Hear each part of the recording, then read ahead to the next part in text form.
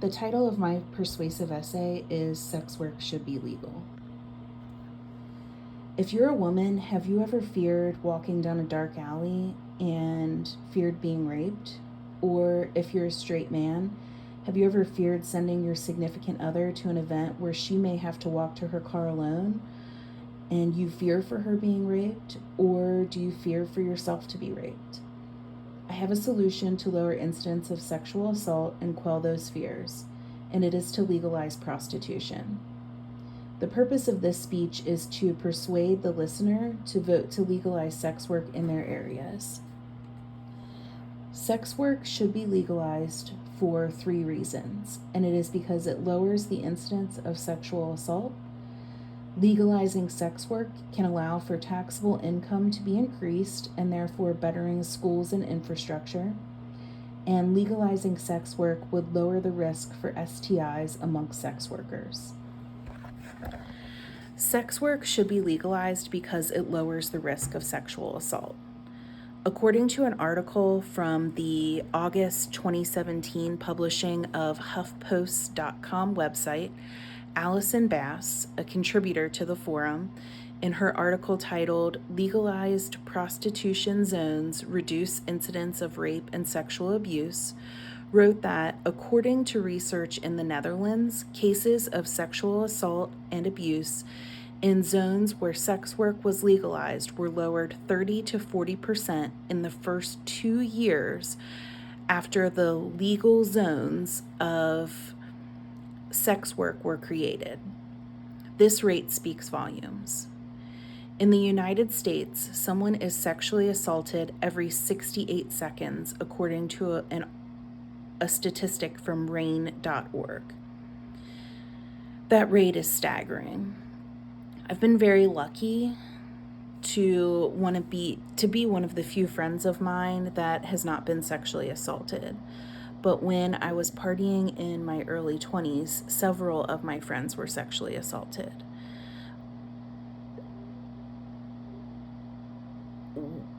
Only one was by a stranger. Otherwise, they were men who were friends of friends. They appeared at parties and were just a little bit strange or socially awkward. And they were guys who really couldn't bring themselves to talk to women. Those were the ones who sexually assaulted my friends as they were drunk and helpless and unable to consent. And I genuinely believe that if these men had an outlet for their sexual behavior with a legal sex worker, that these sexual assaults would not have occurred. I think that men that don't have luck with women or who are painfully shy should have legal outlets for their sexual behavior. Generally speaking, unless men are asexual, they're needing some sort of sexual gratification as a release. If they're seeking this gratification and those needs can't be met, then I think that this is where they turn to deviant or abusive behavior for that gratification.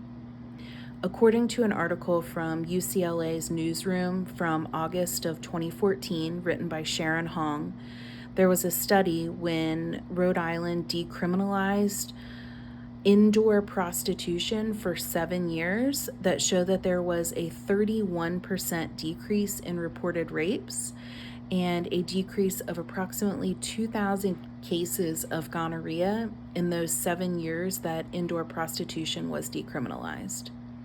Study after study seems to show that legalizing sex work is decreasing sexual assaults.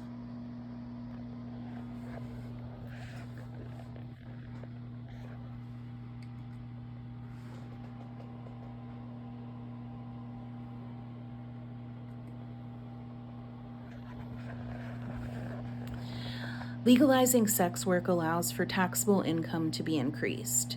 Increasing taxable income increases the amount of money that the government collects that can be spent on education and infrastructure.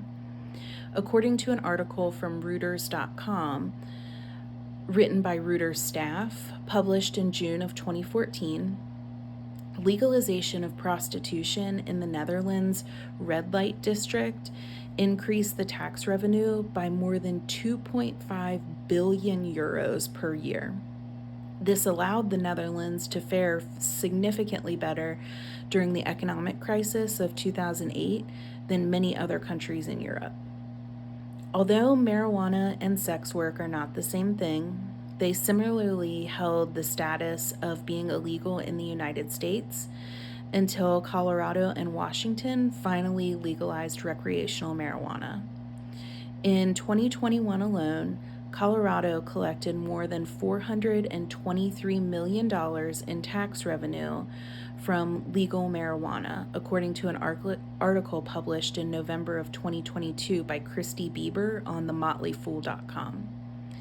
This has helped increase the public school education funds, remediate infrastructure issues, and in doing so, caused other states to push the issue of legalizing marijuana in their states as well. By making public schools better, Colorado is now 5th in the country for the most educated states. Legalizing sex work would increase tax revenue similar to legalizing marijuana. It's quite obvious that there is a correlation between increasing tax revenue and making states better to live in. And also, this would allow us to cut tax deficits in a meaningful way. The national debt in the United States is currently approximately $31 trillion. If we legalize sex work, allowing sex workers to contribute legally to the government, then we would significantly lower our debt.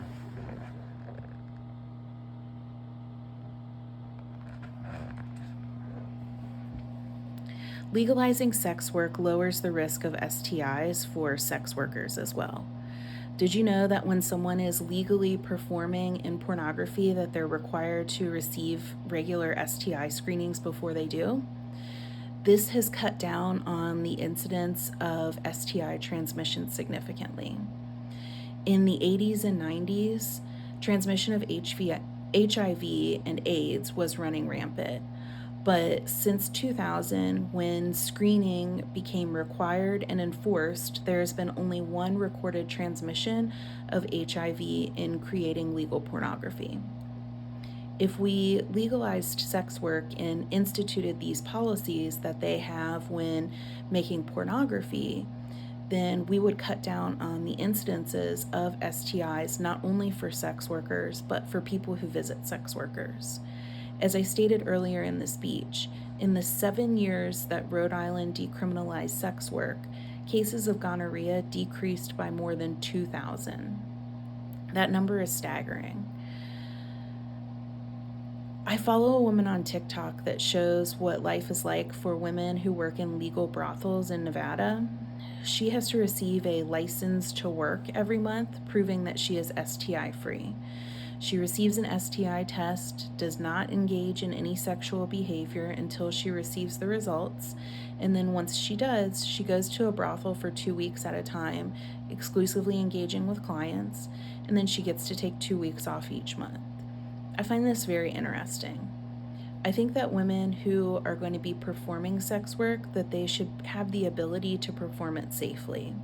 A woman walking the streets does not receive regular STI screenings unless they're taking themselves to the health department. No one is mandating them to do so. But the question is, why not? Why not legalize sex work and follow these women and allow these women to work safely? They don't call prostitution the world's oldest profession for no reason. Prostitution takes place whether it's legal or not. And why not regulate it to prevent STI transmission?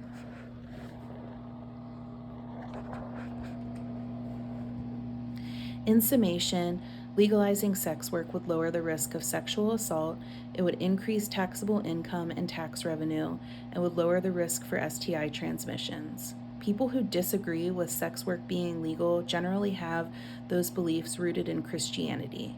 But I ask, where is the separation of church and state? Weren't we guaranteed that separation in the Bill of Rights? Do not allow deeply rooted Christian beliefs that the majority of the United States holds to prevent us from bettering our country.